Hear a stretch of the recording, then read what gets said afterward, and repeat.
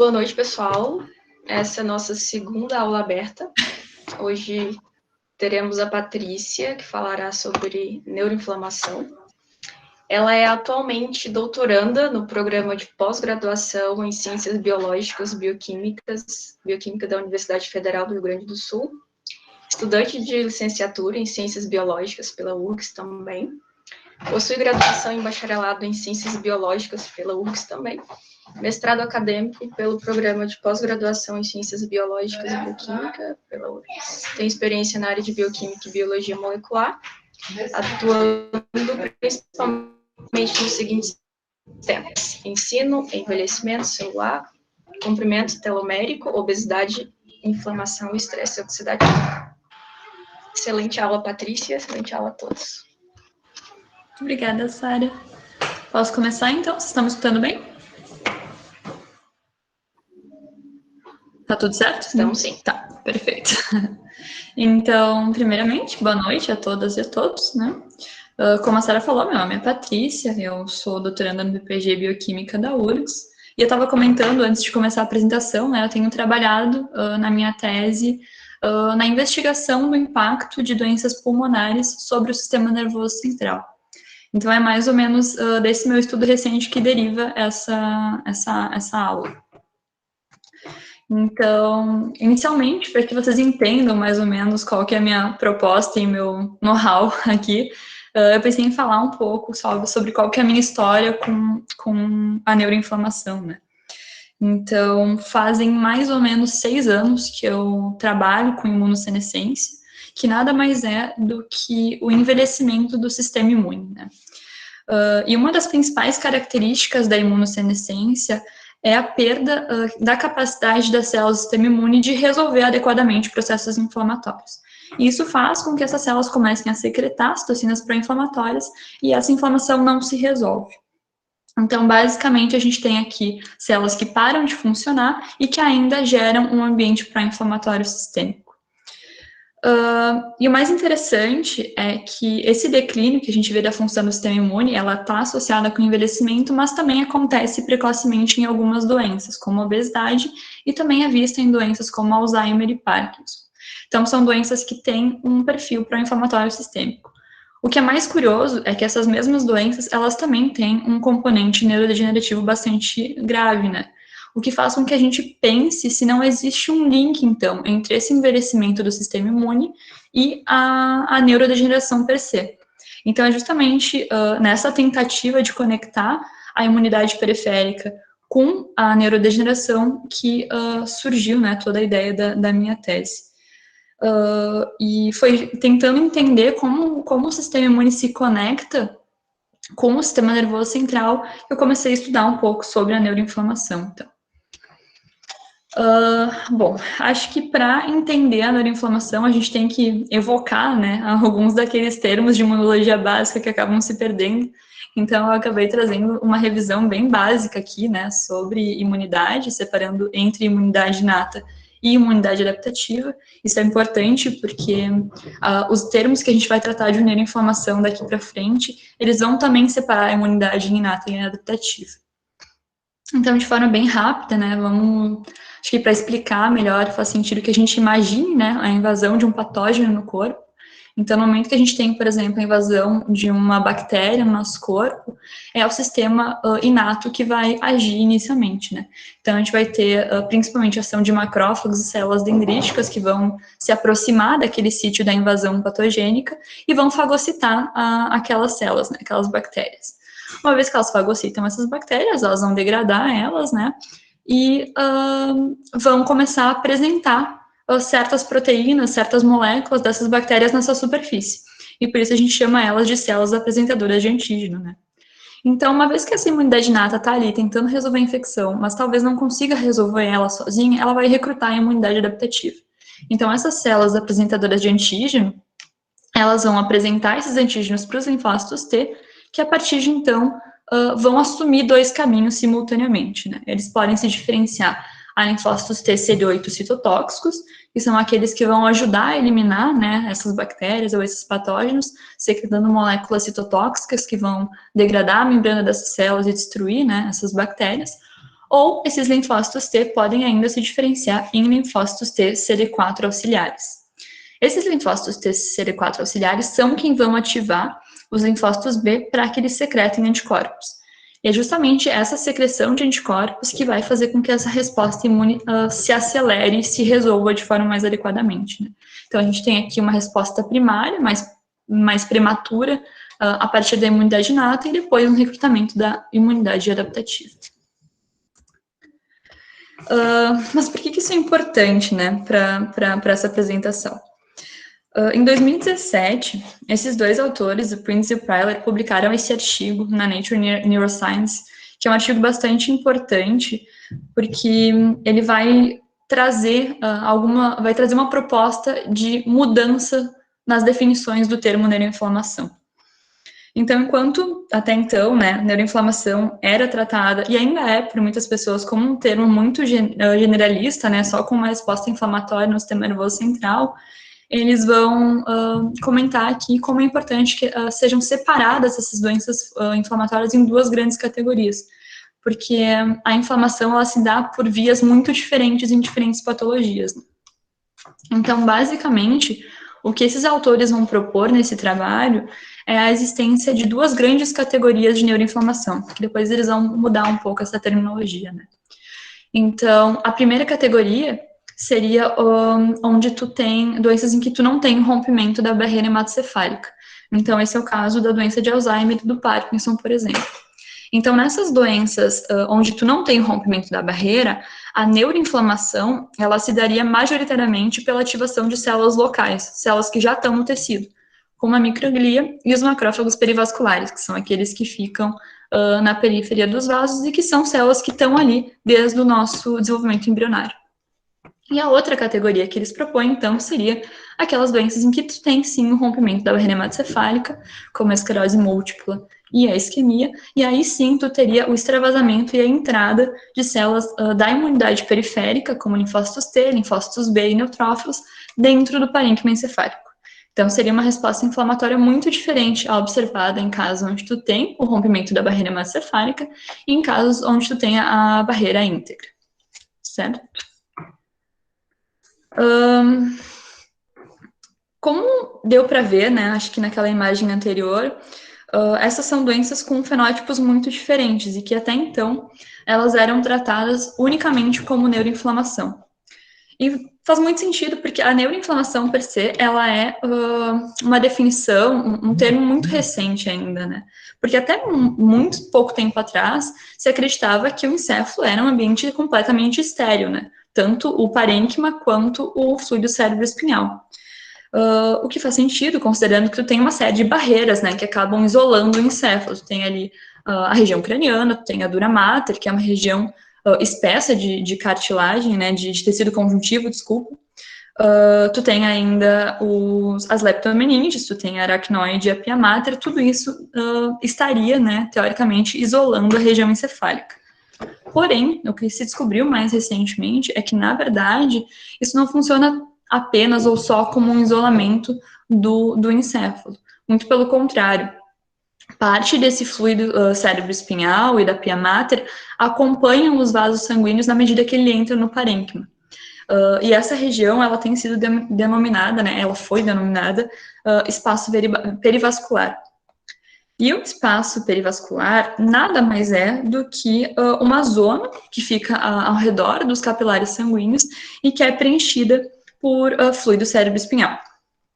Então, aqui só lembrando, imagino que vocês já estejam muito familiarizados, né, com essa definição, mas a barreira hematoencefálica, ela é composta basicamente pelo endotélio do vaso sanguíneo, seguida por pericílios, que ficam ali selando, dando sustentação e auxílio para aquele endotélio, e ainda a região terminal dos astrócitos, que é quem vai, então, fechar essa região dos vasos para filtrar o que entra e o que não entra no sistema nervoso central.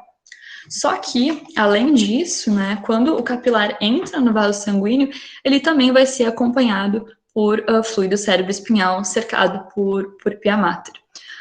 Por que isso é relevante?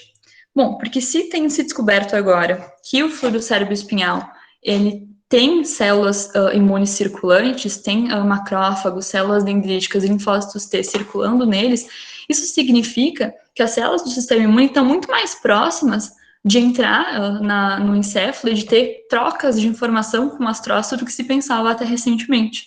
Então, a gente tem uma troca de informação muito provavelmente bastante ativa entre células do sistema imune e essa região terminal dos astrócitos.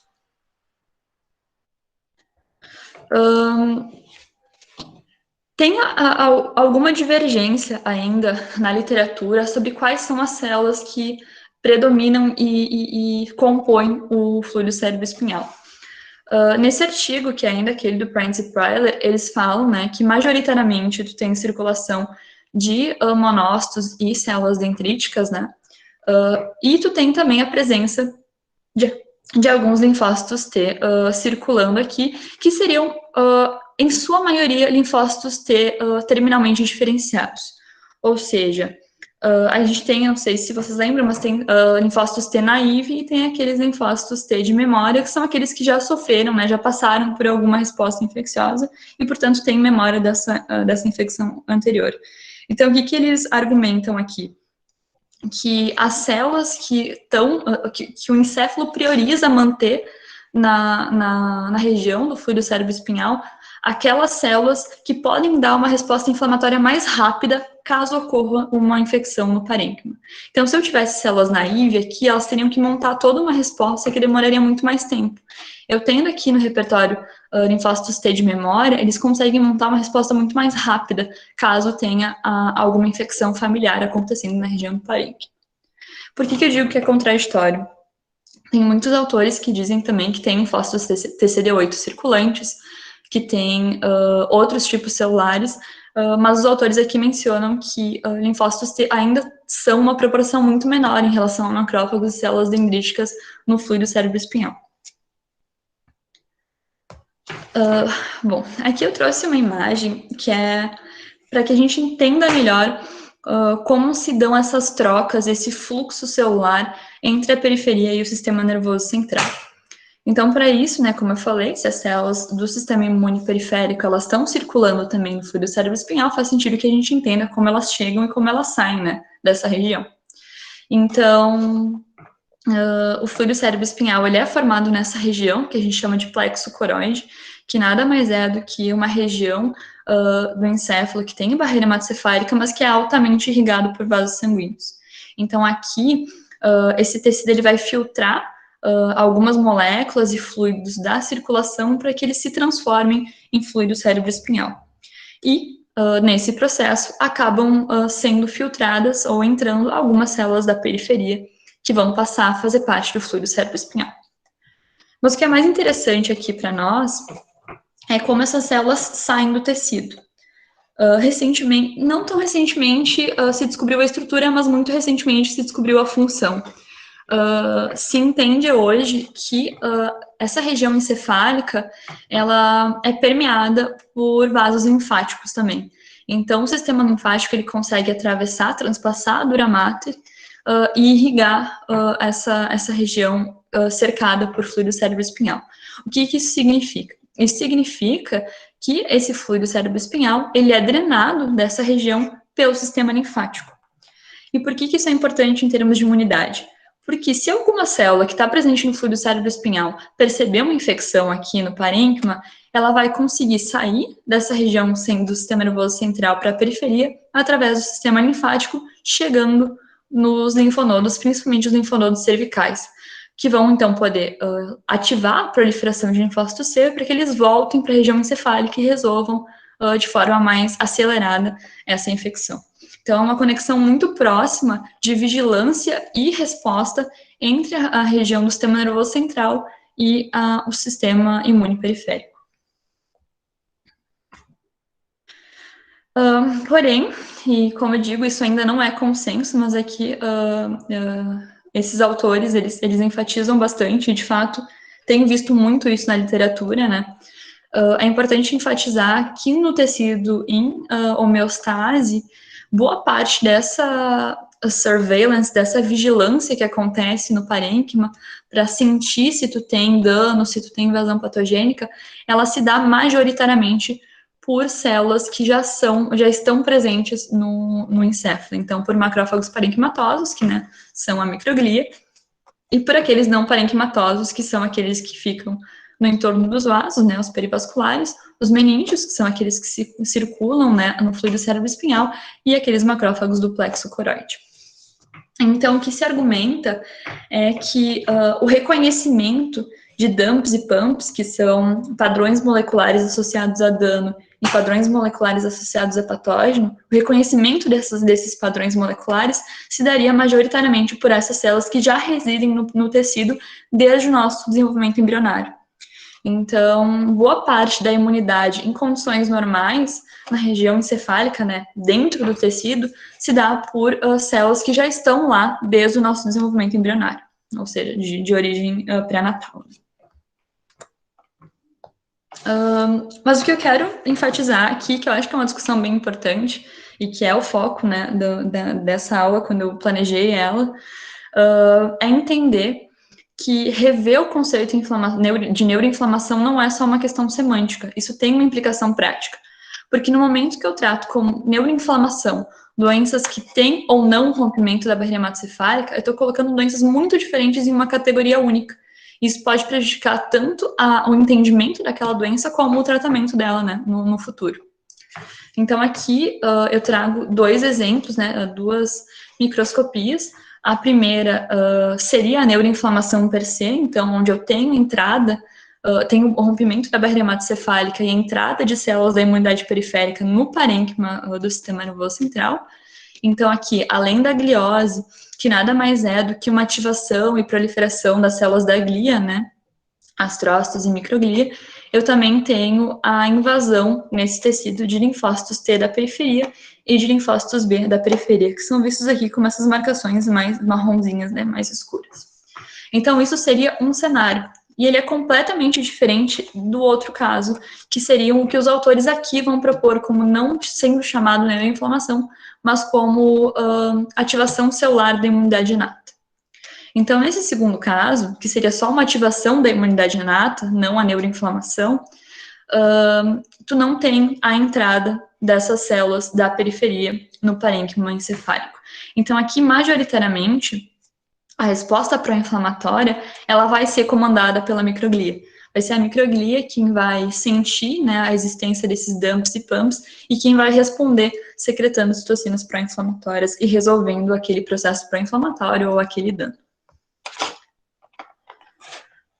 E aqui são algumas evidências que foram acumuladas. Claro que tem muito mais evidências que isso, né? Mas são só algumas que mostram, comentam sobre o impacto da imunidade periférica em algumas doenças. Então, eu estava falando até agora, né, que tanto a doença de Alzheimer quanto o Parkinson, por exemplo, são doenças em que tu não tem a entrada de células da imunidade periférica no parênquima encefálico, certo? Só que isso é muito diferente, não significa que a imunidade periférica não atue sobre o sistema nervoso central, porque existem outras formas dos linfócitos T, por exemplo, que estão na corrente sanguínea, atuarem sobre a funcionalidade do neurônio, que não necessariamente envolve ele ir até lá fisicamente. Então, tu pode ter esses linfócitos e esses monócitos periféricos secretando citocinas que vão chegar até os astrócitos, que vão sinalizar, então, para alguma resposta neuronal, seja de sobrevivência, de proliferação, enfim. Então, aqui são algumas dessas evidências indiretas de como o sistema periférico pode atuar sobre o sistema nervoso central.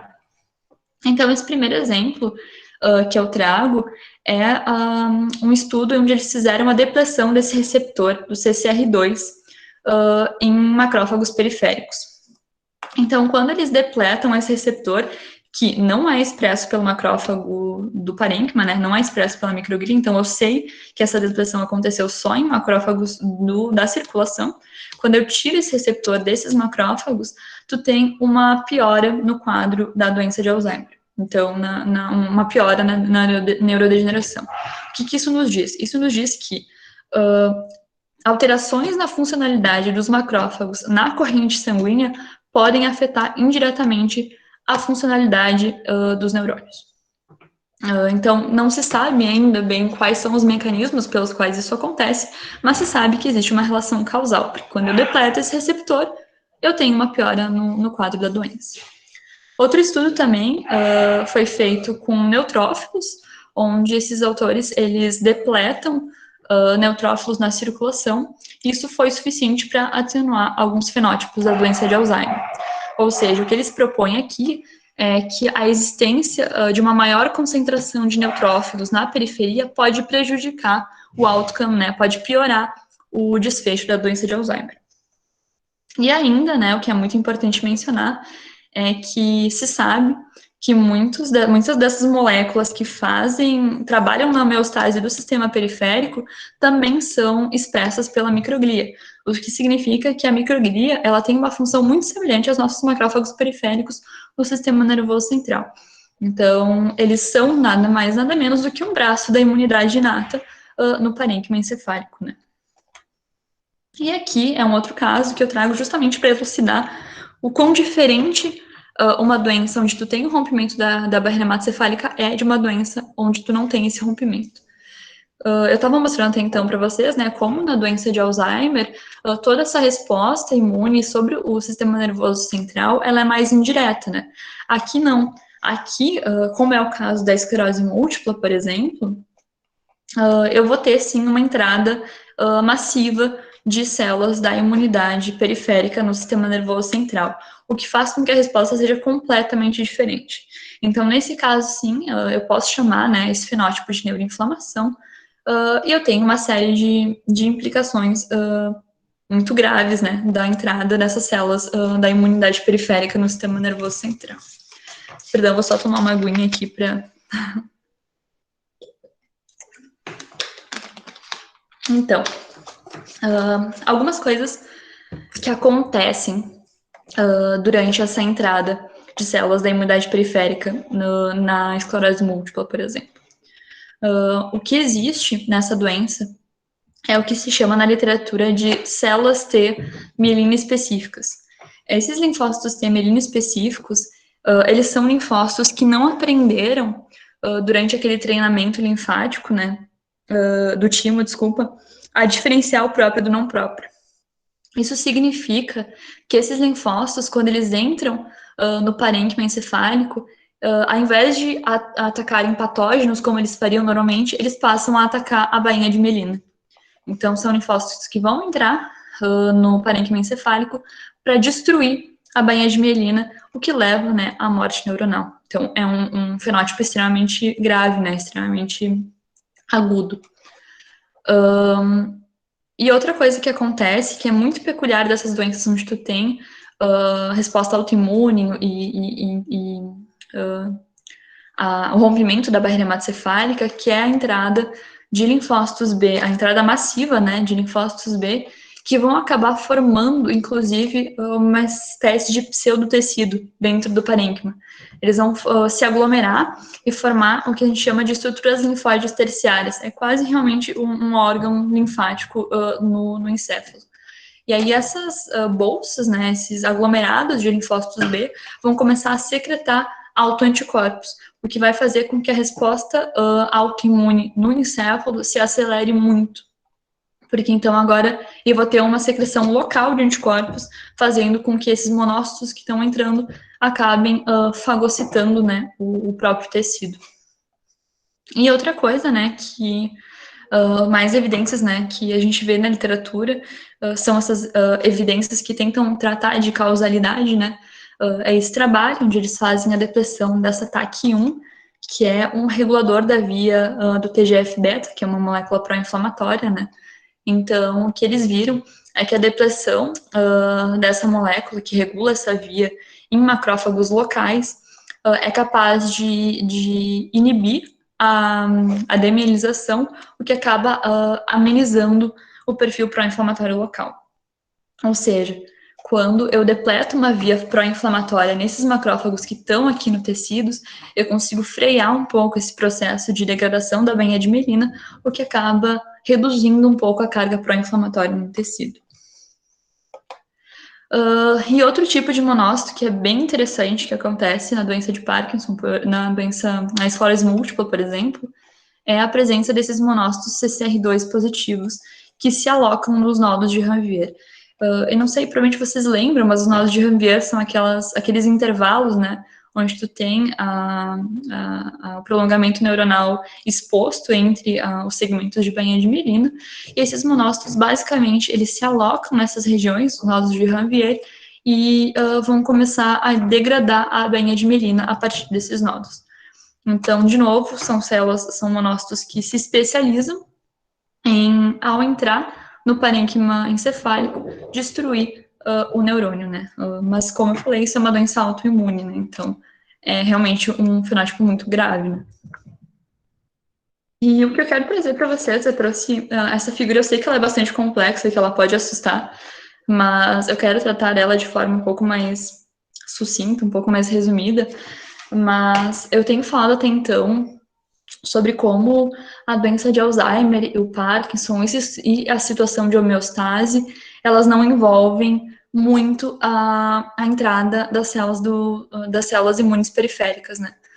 Só que eu acho que é muito importante enfatizar que, por mais que essas células não estejam invadindo o tecido parenquimatoso, isso não significa de forma nenhuma que elas não estejam influenciando a homeostase desse tecido, né? Então, aqui é uma revisão onde eles aglomeram algumas evidências que existem na literatura de como os linfócitos periféricos conseguem influenciar a atividade das células do sistema nervoso central de forma indireta, através da secreção de citocinas. Então, eu vou separar um pouco aqui em partes para a gente ir mais devagar a nossa figura, para que ela não fique muito confusa. Mas aqui é um exemplo, ó. A gente tem aqui linfócitos TCD4, não sei se a minha seta está aparecendo, eu espero que sim.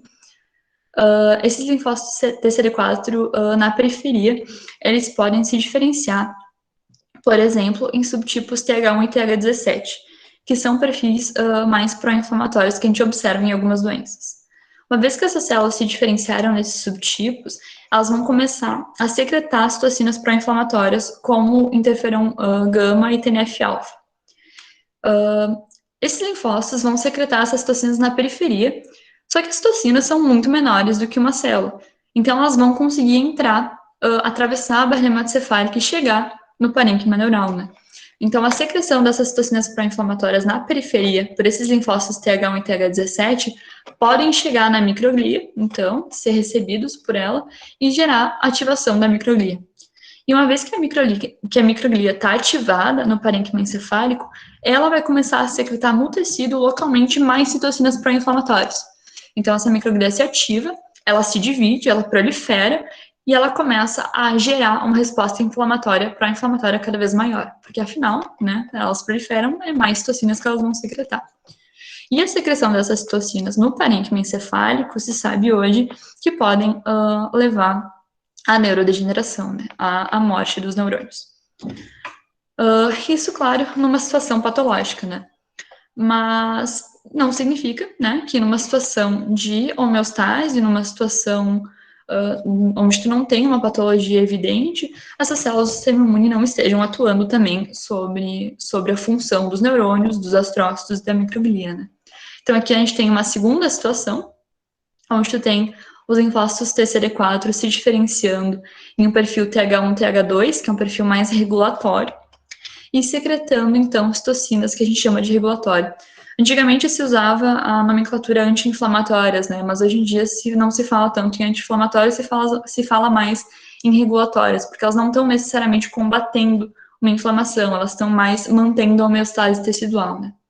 Então, aqui a gente vai ter esses linfócitos na corrente sanguínea, secretando citocinas regulatórias que vão chegar no encéfalo. Muito provavelmente cheguem no encéfalo pela formação do fluido cérebro-espinhal, né? Pelo plexo coroide. Embora isso não existam evidências ainda sobre como isso acontece, isso é realmente uma hipótese minha. Que se a principal conexão do encéfalo com a periferia é o plexo coroide, né, é onde tem maior irrigação de vasos sanguíneos, então talvez seja por ali que essas citocinas estão se comunicando mais. Então, esses linfócitos vão secretar na corrente sanguínea essas citocinas, elas vão chegar no parênquima encefálico.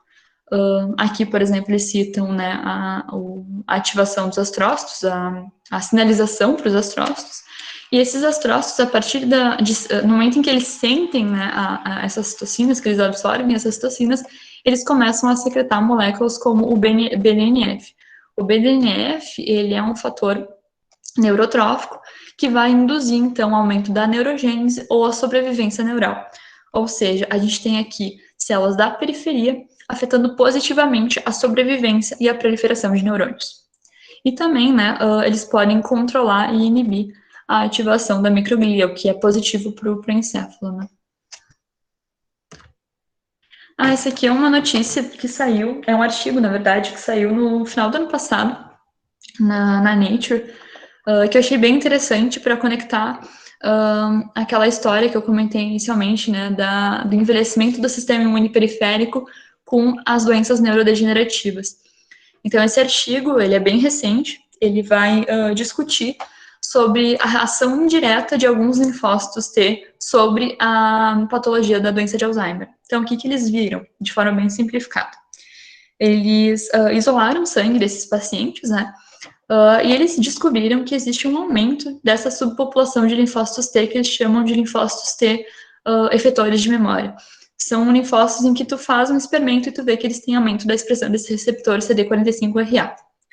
O que é mais interessante, aí eles viram, né, que o aumento da presença desse tipo de linfócito aqui na circulação leva a uma piora da função cognitiva, né, leva a um maior impairment, comprometimento da cognição na doença de Alzheimer.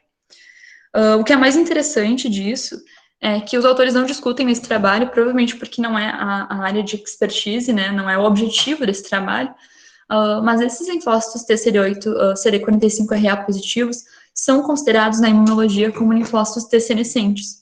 Ou seja, a gente tem aqui uma evidência de que o envelhecimento das células do sistema imune na periferia podem sim levar a um comprometimento da função cognitiva na doença de Alzheimer. Então, de novo, enfatizando como essa ação indireta do sistema imune sobre o sistema nervoso central não é só porque ela é indireta que ela é menos grave, que ela tem menor impacto, né? Então, ela é uma ação muito importante.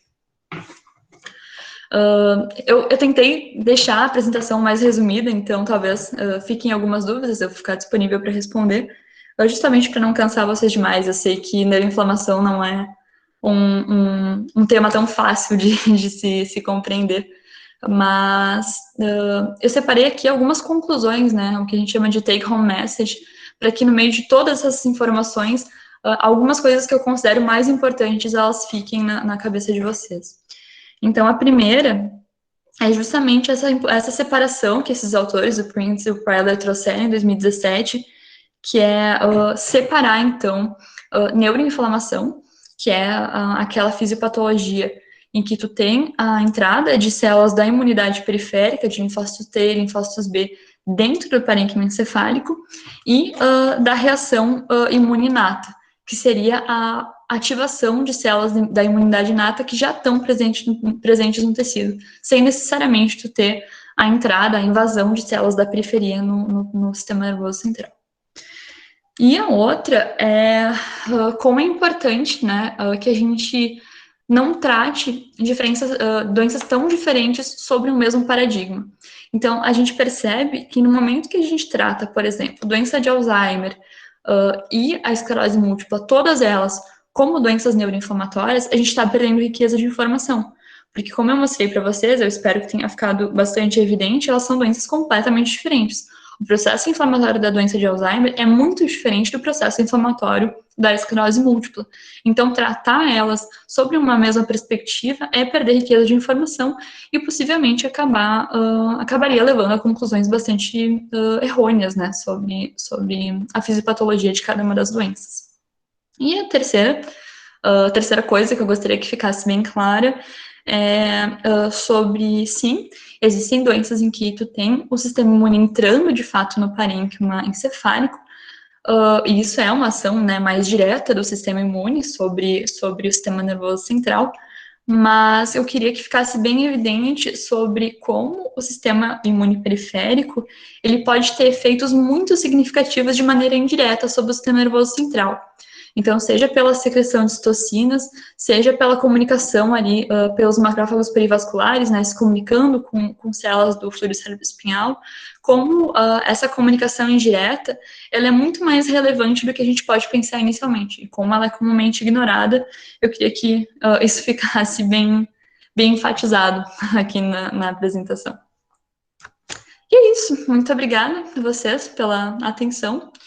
E fico disponível para dúvidas, se quiserem também me mandar, querem que eu envie algum desses artigos para vocês, aqui está o meu e-mail, se quiserem anotar. E fico à disposição para qualquer dúvida.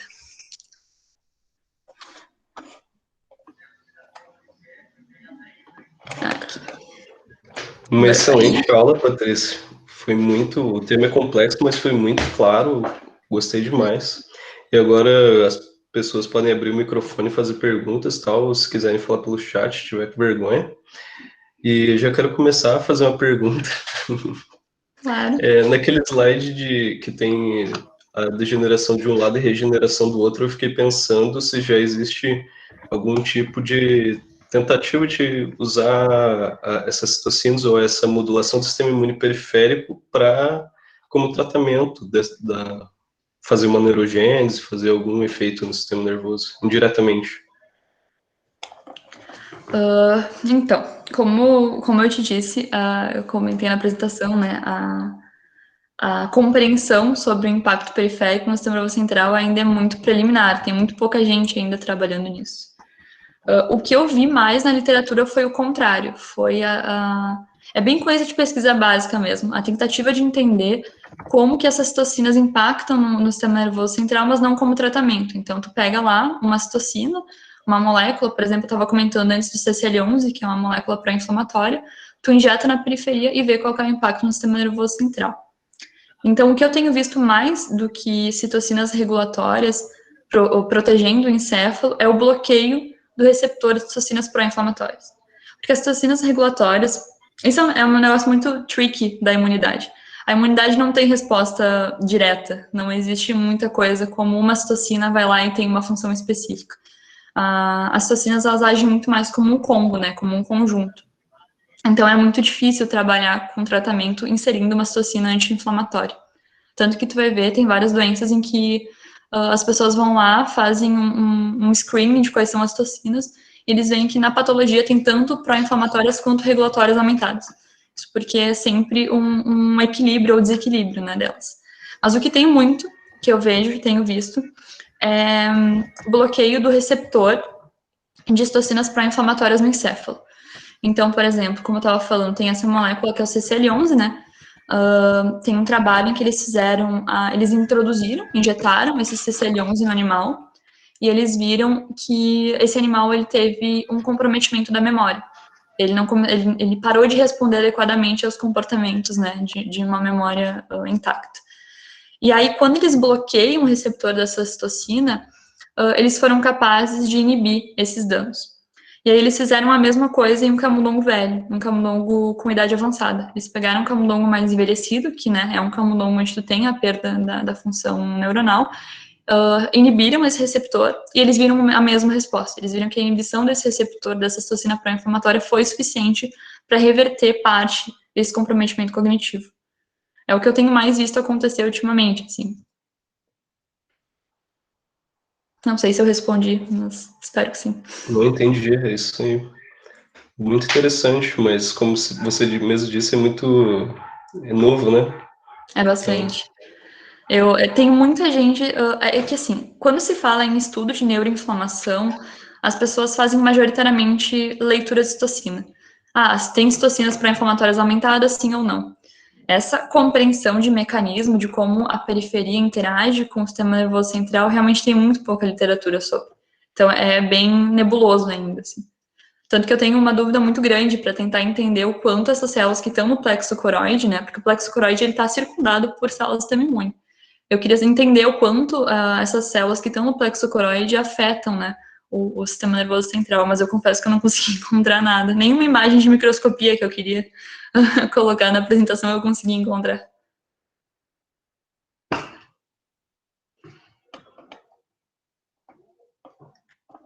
Por favor, como não tem nenhuma dúvida, eu fico pensando que talvez tenha sido complexo demais e aí fica difícil perguntar. Espero ter conseguido simplificar um pouco o conceito.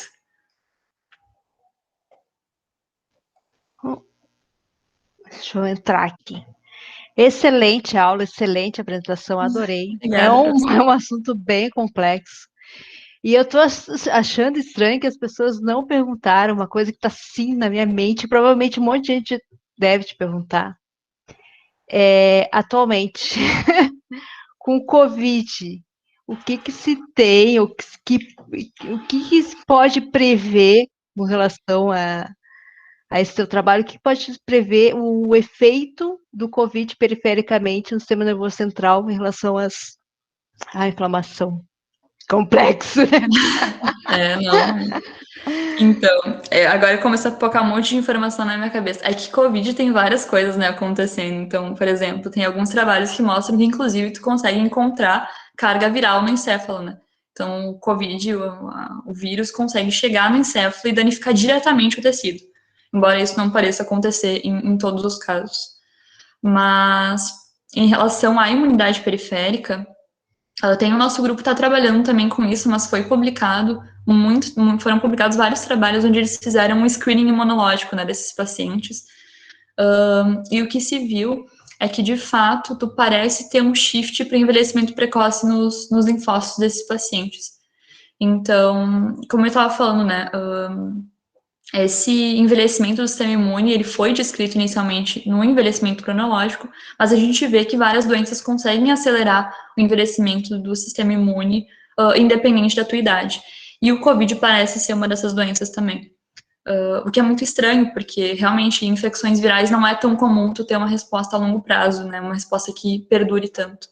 Mas, de fato, parece ter um shift nessas células para um perfil de envelhecimento imune, o que poderia sim fazer com que isso interagisse com o sistema nervoso central, né, e acabasse levando a impairment, a dano cognitivo.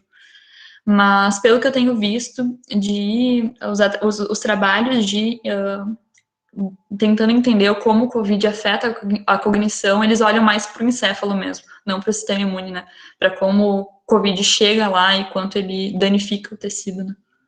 Mas gostaria muito de saber também se essa imunidade periférica envelhecida, né, prejudicada, não afetaria o sistema nervoso central. Muito interessante. A gente pensou então no Covid, você falou que trabalha com asma, eu estava pensando, então qualquer doença que gere inflamação, teoricamente, poderia agir por essa via. Teria alguma doença? É a nossa hipótese agora.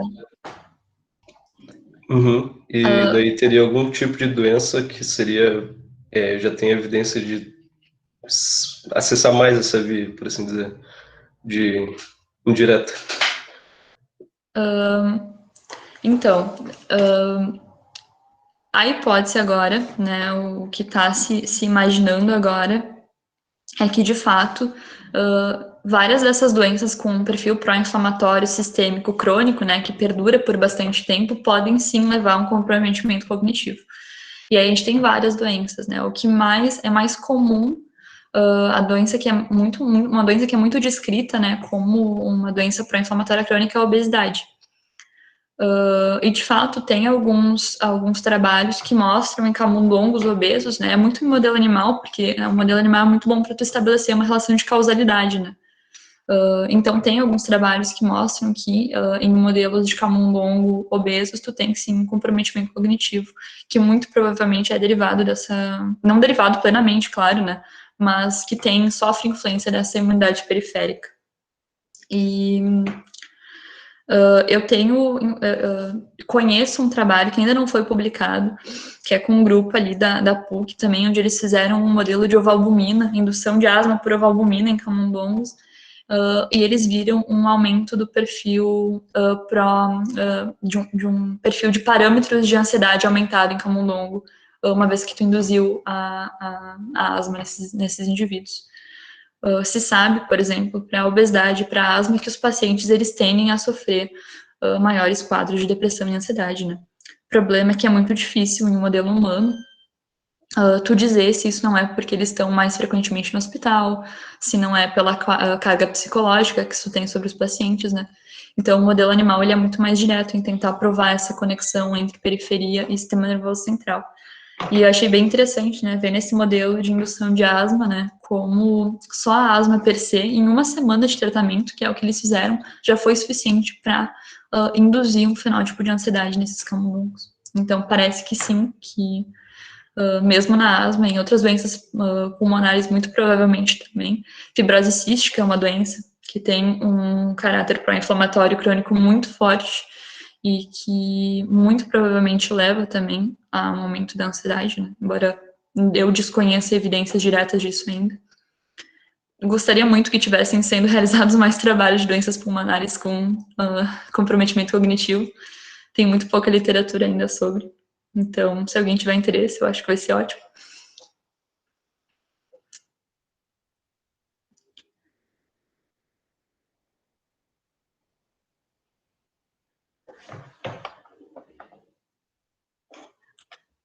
Eu não sei, eu não sei se eu respondi diretamente a questão, porque daí eu começo a dar voltas na minha cabeça, eu começo a lembrar de informações, eu vou jogando, e aí depois eu já esqueci qual era a pergunta.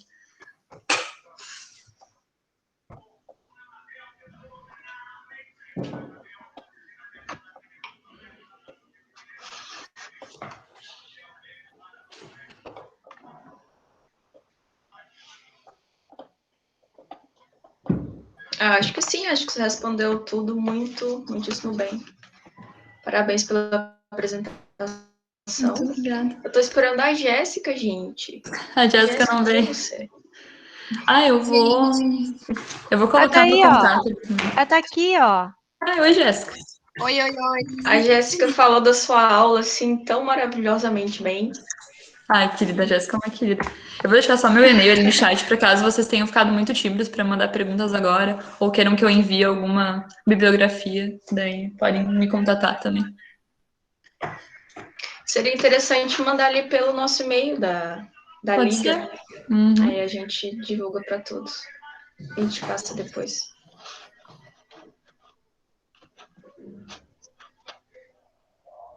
Não, é que agora a gente fica pensando em tudo, né? Depois da tua aula, a gente começa a pensar em todas as doenças inflamatórias que pode ter relação. Esse é o mesmo processo que eu vivi quando eu comecei a ler sobre o quanto a gente está negligenciando, né, de doenças inflamatórias que não podem afetar a longo prazo a cognição, né?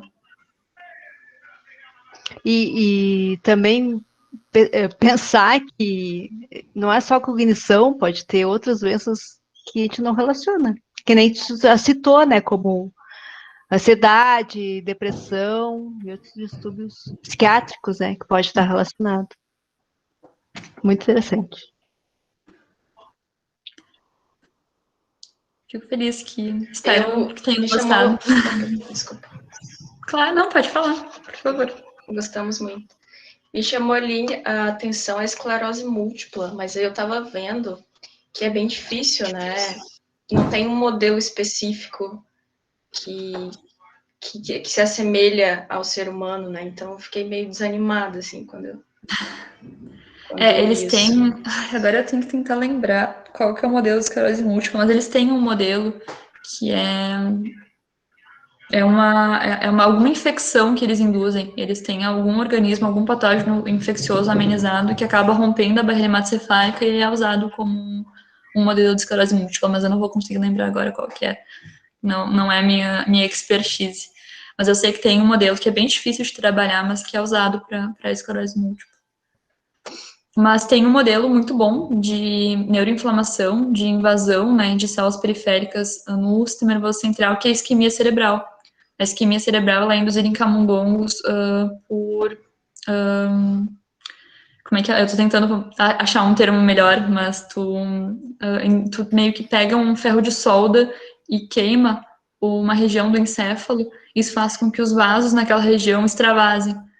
Então, tu tem a morte do tecido local e tu tem extravasamento da corrente sanguínea no encéfalo.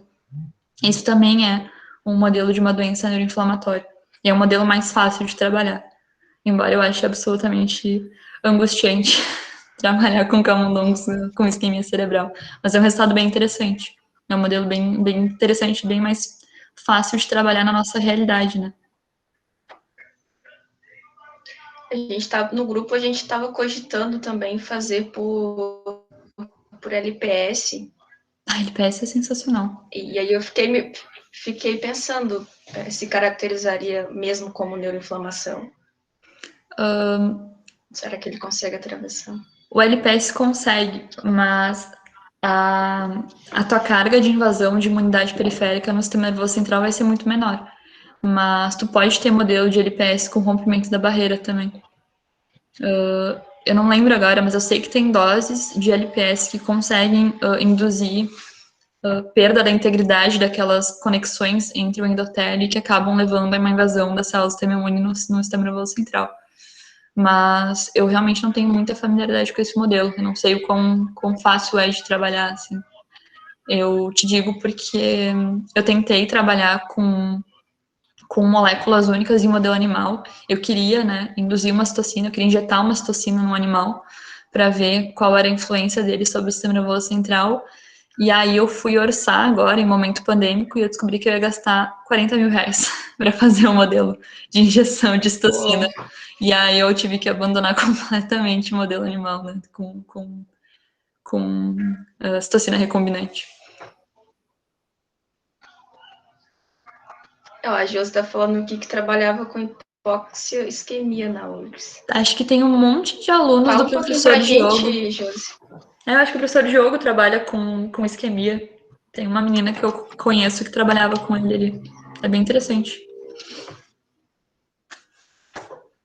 Olá. Agora eu pensei, quem sabe seria interessante. Acho que o microfone está desligado. Seu microfone. Gente, eu deixo fechado o microfone sempre. Eu trabalhava com a professora Lenira e com o professor Alex, hipóxia isquemia. Professor Alex. Mas já faz um tempinho. Mas adorei a tua apresentação, viu? Parabéns, Patrícia. Obrigada. É um tema muito complexo, mas que tu conseguiu aproximar mais da gente. Ai, que bom, era o objetivo. Não, muito bom, meus parabéns. Eu vou fechar minha câmera porque eu não estava preparada para ver a câmera.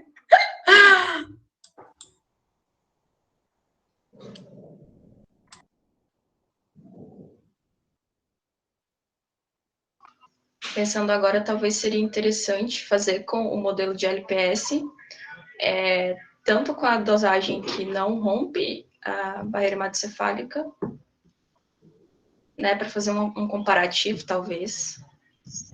Tem que ver bem. É que eu realmente não tenho muita familiaridade com o modelo de LPS para neurodegeneração. Eu ouvi mais ele sendo usado para inflamação periférica, mas eu acredito que dá para ver, sim. Eu tenho quase certeza que tem um modelo de LPS que ele é muito próximo com o modelo de... Agora eu vou esquecer. Como é que é o nome daquela infecção viral que é tão aguda que leva à morte? Talvez o pessoal do laboratório, Vini, consiga lembrar. Sepsia, obrigada. Eu sei que tem doses de LPS que simulam um modelo de sepsia, então pode ser interessante para gerar um rompimento.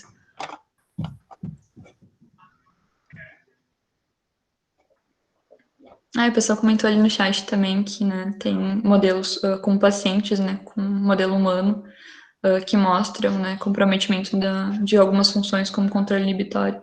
E, de fato, tem para várias dessas doenças, tanto para obesidade quanto para asma, tem muito resultado que mostra aumento de parâmetros de ansiedade e depressão nesses pacientes. O desafio é justamente tentar ver se existe uma relação causal, né, entre a inflamação periférica, entre a imunidade periférica e a indução desses comportamentos.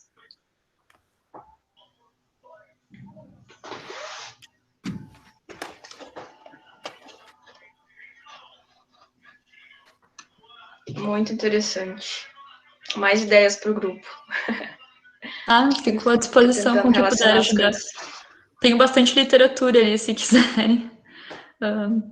Tive que, até eu estabelecer meu modelo, eu vaguei bastante pela literatura.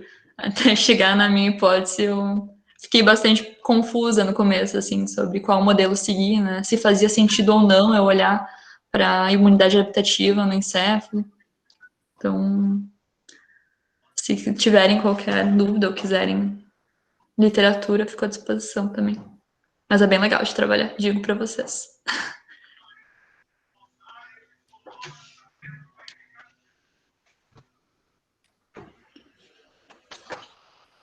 Teremos mais perguntas, colaborações, contribuições?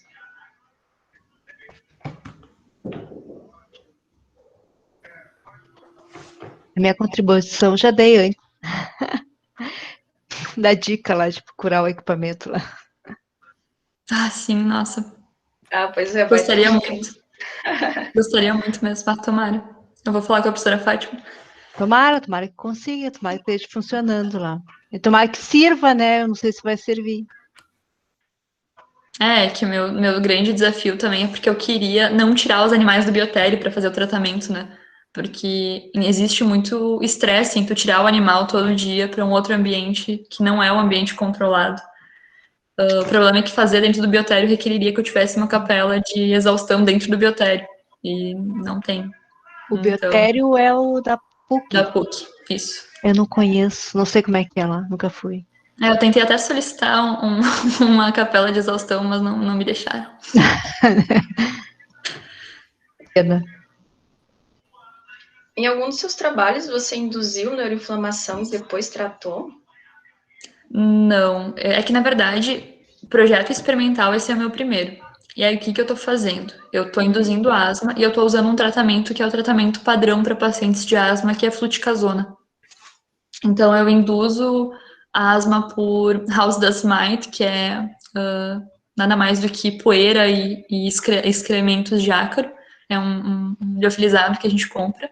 Aí eu inserindo esse HDM intranasal, induzo asma, e junto com esse HDM para induzir asma, eu injeto intranasal a fluticasona, que é um fármaco que tem por objetivo controlar a inflamação do pulmão, né, para pacientes com asma. Então, por exemplo, durante a asma, tu tem aumento da concentração de eosinófilos no pulmão, e isso aumenta muito a vasoconstrição, né? O papel da fluticasona é inibir essa vasoconstrição e reduzir a concentração de eosinófilos no pulmão.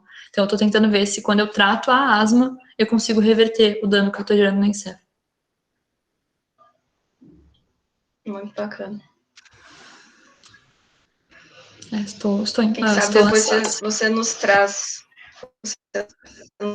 Tomara. Traz seus resultados para publicar. Te esperamos. Bom, então, acho que é isso.